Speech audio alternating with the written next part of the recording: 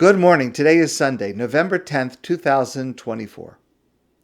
Let's study together a passage in the Talmud which addresses the most critical issue the Jewish people faced when it was originally taught, and which precisely needs to be our top priority to fix today. The passage is a passage of Gemara from Masechta Brachos, and it goes as follows. Margula b'pumayu d'Rabbanan de Yavneh. It was an often repeated message among the rabbis of Yavneh. In other words, this is not something that they taught once. This is something that was repeated on a regular basis in order to be absorbed. And the lesson goes like this. A person should say, Ani beria v'chaveri beria. I am a creature of God, and my fellow is a creature of God. Ani malachti be'ir, v'hu malachto basadeh. My work is in the city, his work is in the field. Ani mashkim limnachti, v'hu mashkim limnachto. I get up early to be enthusiastic to do my work, and he gets up early to be enthusiastic to do his work. Kashem shehu enu mizgader bimlachti, just like he does not try to distinguish himself in my work, kachani enu mizgader bimlachto, so too I don't try to work in his field, in his area of expertise. V'shem atomer, but perhaps what you may say, that ani marbe v'hu mamit, that I am, because of my work and because of my attitude and the importance of what I do, that I am more important than he is. Shaninu, we learned, echad marbe v'echad mamit, whether one achieves a great deal or one achieves a lesser amount, they both receive the same reward from Hashem, ubilvad she'echad ben libo l'shamayim, as long as they're both directing their hearts to heaven. As long as they're both trying to do their best, they are seen as equal in the eyes of God. That's the passage in the Talmud. Who were these Rabbanan of Yavneh? After the destruction of the Second Temple, the Jewish population that was left was allowed by the Romans to move to the northern part of Israel. And a number of the rabbis moved to this city called Yavneh in the northern part of Israel, and they established learning there, and there was a Sanhedrin there, and it was a place where the rabbis were after the destruction of the Second Temple. And these rabbis went about the task of rebuilding the Jewish people from the catastrophe of the destruction of the Beis HaMikdash. And we know, we've discussed it many times, from passages in the Talmud, that when the Romans laid a siege around Jerusalem, the city of Jerusalem was well fortified, and the people had plenty of supplies to last them through a siege, until different groups of Jews within Yerushalayim started to fight with each other. And once the different groups within Jerusalem started to fight with each other, they became weakened, and then Rome was able to attack and to conquer Jerusalem, to destroy the Beis HaMikdash, and to exile the Jewish people. And therefore, the rabbis that came after in Yavneh, they realized that the survival of the Jewish people depends on mutual respect and unity. It's not just that it's good for us to get along with each other. It's nice and beautiful for brothers and sisters to live together in harmony. Yes, that's very nice. But it's also necessary for our national security in order to repel external enemies. And they taught messages to try to reach this goal.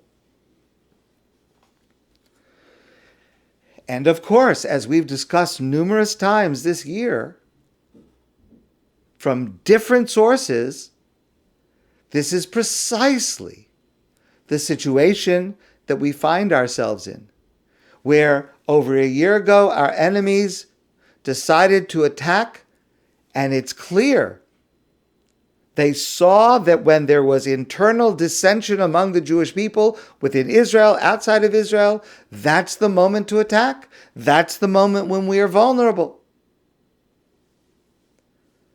And they're waiting for it again. And they will capitalize on it again. So we need to learn this lesson just as desperately as the generation after the destruction of the temple needed to learn it.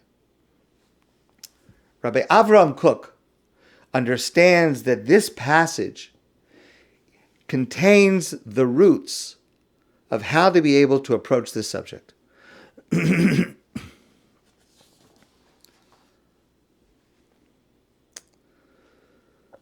Ani beria v'chaveri beria.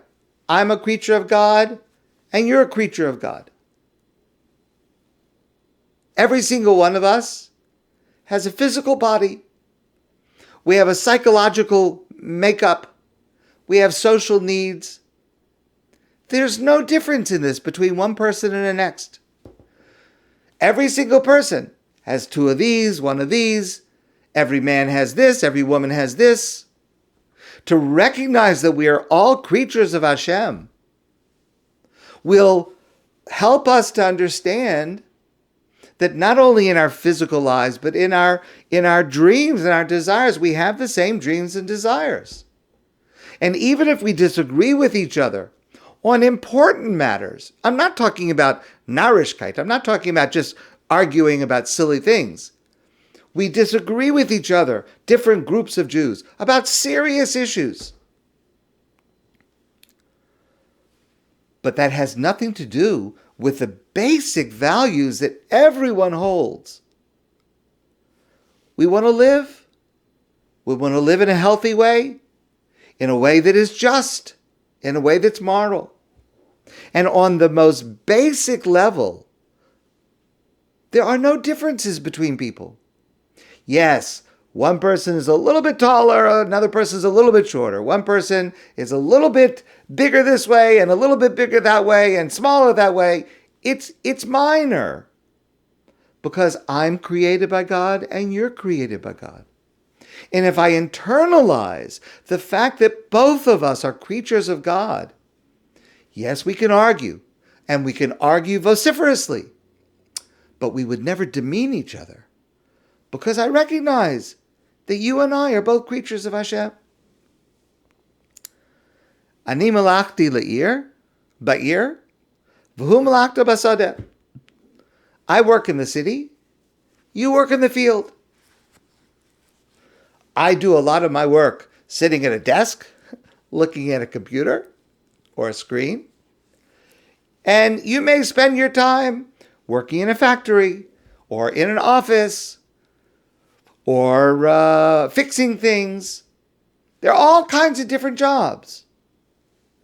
And my job, I'm now speaking personally directly to me, Michael Whitman, my job is no more important than your job. Because both what I do and what you do are necessary for society. If I think that my job is more important than yours, then I'm not going to be able to respect you. I'm not going to be able to think that you have the legitimacy, the right to have an opinion that's different than me. But when I recognize that I have my job, yes, of course, I like my job. I don't want to change jobs. You have your job. Of course, you don't want to change your job. You like your job. but both are necessary, equally necessary. And therefore what I do is no more significant than what you do. Ani mashkim limlachti. I get up early. Sometimes I sleep late, but I try to get up early to rush to begin my work because I'm enthusiastic about what I do. Hopefully, most of the time, yes. V'hu mashkim limlachto. And you also do the same thing. I'm aware that I have certain strengths. I also have certain weaknesses. And I need to recognize that you have certain strengths and you have certain weaknesses. But it requires a society because I can't do it all. I don't have all the abilities. All the abilities to create a society, to take care of people, whatever it is that the goal is, can never be achieved by one person. And therefore, I need you and you need me. And for me to think of myself in a self-centered manner, then I start to think that, I am more entitled to an opinion than yours. I don't have to listen to your opinion. But that's false, because I do need you. Your work is just as critical as my work, contributes to society in its own way just as mine does. And therefore, you and I are entitled to have opinions. We can agree, we can disagree, but we're both equally entitled to that. Kashem shehu eino misgaber b'mlachti. Just as you do not presume to do my job, kachani eino misgaber b'mlachto. So too, I don't presume to do your job. I know that there are many people in my congregation who feel I could do a better job, it could be. I'm not arguing. But everyone has their specialization. Everyone has their unique talents. Just to take this personal example in a shul, I don't tell the lay leadership what to do. They don't tell, when it comes to, let's say, finances or something like that, that's their area. They don't tell me what to do. When it comes to deciding issues of Jewish law, we have our work, and it's differentiated. The part that I do for the shul, I know I'm speaking personally just to use myself as an example. The part that I do for the shul is no more important than the part that the president does, the secretary, the gabbai. If there's no one to open the door, it doesn't matter how great my sermon might be. If people can't get in, they're not going to hear it. And it doesn't matter how beautiful the singing of the chazan is. If the room is too cold or too hot and people are uncomfortable, they're not going to listen to it. And it doesn't matter if the lay leadership is able to raise millions of dollars, but they're not using it to build the community, to help the community, or they're not paying respect and following the principles of Jewish law. It's not just a business to make as much money as possible. It's a business to make enough money to be able to follow the needs of Jewish law and to follow the needs of the community. So I don't claim that my talents in the shul are any more important than anyone else's talents. Everyone has their job. That's what it means to work as a team. And the last line, Echad hamarbe, ve'echad hamamit, u'bavad she'yechaven libo l'shamayim. A lot of people think that because of who they are, because of what they do, they have favor in God's eyes more than others. That's not the right way. That's not the right way to think. Whether a person does much or whether a person does less as long as their intentions are pure and holy to serve God, God looks at them equally. God evaluates us on the sincerity and purity of our heart. And we can't know what another person's feelings or even true strengths are. We don't know what's going on inside another person. We don't know if they're giving 100% effort or 50% effort. We can never know that about somebody else. It's even difficult for us to figure it out for ourselves. But to recognize there is no logical reason that God thinks I'm any better than anybody else. And I believe that. I believe that that's true. Because everyone who wants to be good, whose motive is pure, is seen that way by God.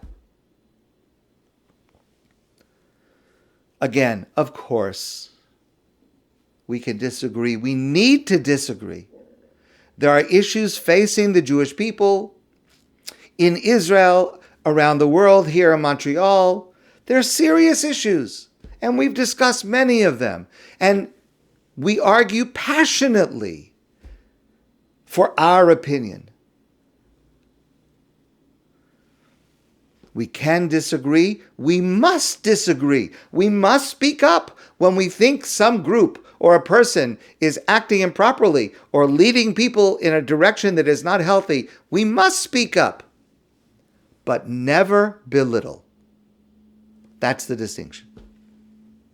If I recognize that you and I, this is a hypothetical you, not any of you, but that another person with whom I disagree strongly, and it's a serious issue,